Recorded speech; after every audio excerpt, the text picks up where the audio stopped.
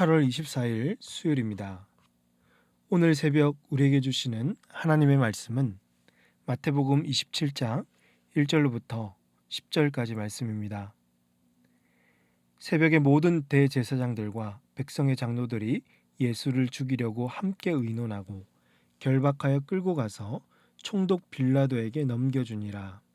그때 예수를 판 유다가 그의 정죄됨을 보고 스스로 뉘우쳐 그 은 30을 대제사장들과 장로들에게 도로 갖다 주며 이르되 내가 무죄한 피를 팔고 죄를 범하였도다 하니 그들이 이르되 그것이 우리에게 무슨 상관이냐 내가 당하라.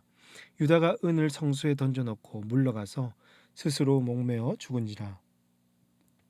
대제사장들이 그 은을 거두며 이르되 이것은 핏값이라. 성전고에 넣어둠이 옳지 않다 하고 의논한 후 이것으로 토기장이의 밭을 사서 나그네의 묘지를 삼았으니 그러므로 오늘날까지 그 밭을 피밭이라 일컫느니라. 이에 선지자 예레미야를 통하여 하신 말씀이 이루어졌나니 일렀을 때 그들이 그 가격 매겨진 자 곧 이스라엘 자손 중에서 가격 매긴 자의 가격 곧 30을 가지고 토기장의 밭값으로 주었으니 이는 주께서 내게 명하신 바와 같으니라 하였더라. 아멘. 우리는 하나같이 참 연약한 죄인입니다. 베드로처럼 다른 사람들은 예수님을 배반한다 하더라도 나는 어떤 경우라도 절대 배반하지 않겠다라고 호언장담을 해도 우리 삶에 위기의 순간이 찾아오거나 어려움이 찾아오면 언제 그랬냐는 듯이 또 실수하고 또 반복해서 넘어지곤 합니다. 우리가 예수님을 믿는다고 해서 죄가 사라지지 않습니다. 인간은 누구도 죄로부터 자유할 수 없습니다. 하지만 그 속에서 신자와 불신자의 차이가 있는데 그것은 죄를 깨닫고 그 죄를 가지고 예수님께 나아가 애통하며 회개하느냐에 달려 있습니다. 예수 믿는 신자의 참모습은요, 늘 주님 앞에 나가서 하나님, 이 죄인 또 하나님 앞에 나왔습니다. 저의 죄를 용서해 주십시오. 그리고 더욱 주님 닮아 새롭게 변화시켜 달라고 기도하는 데 있는 것입니다. 오늘 본문에서도 한 죄인이 등장합니다. 그는 가룟 유다입니다. 유다는 종교 지도자들에게 은 30에 자신의 스승 예수를 배반하고 팔아버렸습니다. 그리고 이들은 예수를 죽이려고 의논하여 총독 빌라도에게 넘겨주었습니다. 이 장면을 본 유다는 갑자기 그의 마음에 죄책감이 들었는지 3절과 4절 보시면 그때 예수를 판 유다가 그의 정죄됨을 보고 스스로 뉘우쳐 그 은 30을 대제사장들과 장로들에게 도로 갖다 주며 이르되 내가 무죄한 피를 팔고 죄를 범하였도다 하니 그들이 이르되 그것이 우리에게 무슨 상관이냐 내가 당하라 라고 했습니다. 어떤 이유였는지 모르지만 유다는 지금 양심의 가책을 느끼고 있고 이러면 안 되겠구나라는 그 생각으로 지금 지도자들을 찾아간 것이죠. 그러나 여러분, 유다는 설령 자신의 잘못을 깨닫고 죄책감을 가졌다고 하더라도 이는 진정한 회개는 아닌 듯 보입니다. 유다는 자기가 넘겨주었던 대제사장과 장로들에게 찾아갔죠. 그저 자신의 실수에 대한 후회와 양심의 가책으로 은 30을 공범자들에게 돌려주었을 뿐 하나님 앞에서 그는 전혀 자신의 죄 용서를 구한 것이 아니었다는 것이죠. 마지막에 그가 자살을 한 것도 이를 증명해 주고 있습니다. 사랑하는 성도 여러분, 오늘 우리도 늘 죄 앞에서 무너지고 좌절합니다. 반복해서 실수하고 잘못을 범합니다. 그럴 때마다 자신을 자책하기도 하고 내가 잘못한 대상을 찾아가서 이렇게 잘못을 구하기도 하지만 우리가 진짜 찾고 회개해야 될 분은 바로 예수 그리스도입니다. 주님의 십자가 아래로 나아가서 그 보혈의 공로를 의지하며 주님의 그 큰 은혜를 구할 때 우리를 더욱 새롭게 하시고 십자가의 은혜로 회복시켜 주실 줄로 믿습니다. 날마다 십자가 아래로 나아가서 우리의 죄를 구하고 그리하여서 더 거룩하고 순결해지시는 저와 여러분이 되시기를 주님의 이름으로 축복합니다. 이렇게 유다가 대제사장들과 장로들을 찾아갔을 때 이들은 어떻게 유다를 대하고 있습니까? 4절 계속 보시면 이르되 내가 무죄한 피를 팔고 죄를 범하였도다 하니 그들이 이르되 그것이 우리에게 무슨 상관이냐 내가 당하라. 이들은 유다의 양심 선언을 받아들이기보다는 너무도 차갑게 그냥 내쳤습니다.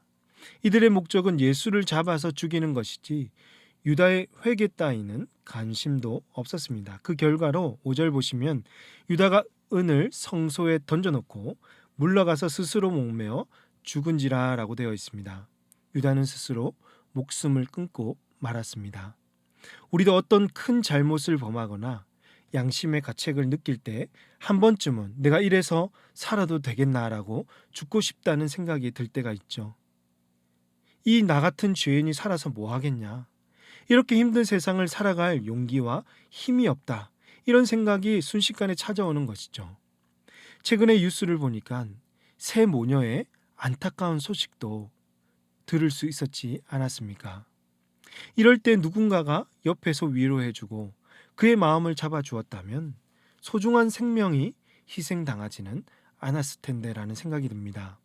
유다도 지금 대제사장들과 장로들을 찾아갔을 때 이들이 유다에게 그의 마음을 헤아리고 위로하고 감싸주었다면 유다의 죽음을 막을 수도 있었을 것입니다. 그렇습니다. 사랑하는 성도 여러분, 아무리 죄인이어도 우리는 한 생명을 소중히 여겨야 합니다. 너는 이런 큰 죄를 범했으니까 죽어도 마땅하다. 여러분, 죽어도 마땅한 사람은 없죠. 하나님의 형상대로 지음받은 모든 생명은 다 귀하고 그 사람도 하나님께 용서받고 새 사람이 될 수 있는 소망이 있다는 것이죠.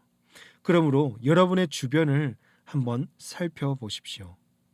지금도 어렵고 힘든 일로 인해서 마음이 약해져 있는 사람은 없는지, 사업이 실패하고 여러 가지 상처로 인해서 목숨을 끊고 싶은 사람은 없는지, 큰 죄를 범하고 낙심하여서 믿음을 잃은 사람은 없는지를 한번 살펴보시고 그들을 위로하고 격려해 주시기 바랍니다.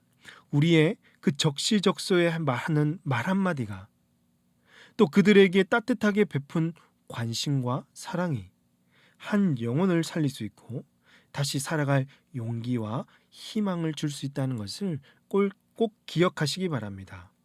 그러기 위해서 여러분, 우리는 한 영혼을 놓고 그 영혼을 놓고 날마다 기도해야 합니다.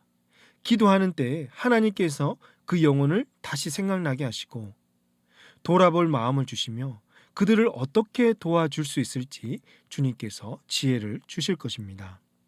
또한 누군가 날 위하여 기도하는 것을 알면 그들도 힘과 용기를 얻고 새롭게 살아갈 마음을 얻게 되면서 진정한 구원자 되시는 예수 그리스도를 만날 수 있을 줄로 믿으시길 바랍니다. 이런 일들이 오늘 우리 주변에 계속해서 일어날 수 있기를 주님의 이름으로 축복합니다. 기도하시겠습니다. 하나님 아버지, 늘 말씀 앞에 우리를 깨워주시고 오늘도 주 앞에 가까이 나아가게 하시니 감사합니다. 구원의 기쁨과 감격을 맛보고도 여전히 주님과 상관없는 삶을 살아가고 있다면 주님 이 시간 회개하게 하시고 예수님의 십자가를 자랑하며 그 영광 드러내는 저희들 되게 하여 주시옵소서. 한 생명을 소중히 여기게 하시고 지금도 낙심하고 여러 가지 어려운 일로 고통받는 자들을 돌아보게 하시며 우리의 말 한마디가 따뜻한 관심과 사랑이 예수님을 비추고 주님께로 돌아오는 은혜가 있게 하여 주시옵소서. 이 모든 말씀을 우리 구주 예수님의 이름으로 기도하옵나이다. 아멘. 오늘 말씀을 기억하시며 기도하시고 주간 기도 제목으로 선교와 전도를 위해서 기도하겠습니다. 우리 교회가 전도하는 교회, 선교하는 교회가 되도록 우리 교회가 파송하고 후원하는 선교사님들을 위해서 특별히 우크라이나 전쟁이 멈추고 회복될 수 있도록 그곳에서 사역하시는 선교사님들을 위해서 다 함께 기도하도록 하겠습니다. 기도하십니다.